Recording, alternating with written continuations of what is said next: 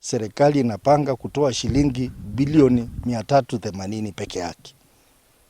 Ili hali magovernors hao wanasema kwamba kulingana na hesabu yao inafaa mgao wa pesa ikuwe shilingi bilioni 425. Na CRA inasema wakienda chini sana itakuwa bilioni 409.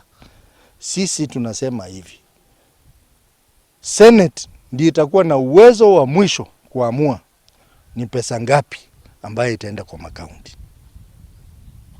Sisi ndio tutaamua, na sisi hatuwezi tukaamua kaunti zetu zinyimwe pesa. Tunataka kaunti zetu zipate mgao ambao unastahili hao kupewa. Kwa hivyo sisi tutakuwa na nafasi ya kuongelea hiyo maneno kama Senate, na tutachukua ile decision ambayo tunafikiria inafaa kaunti zetu.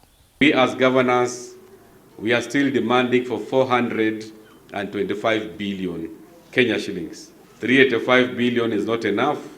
So let us respect the constitution so that we can support devolution.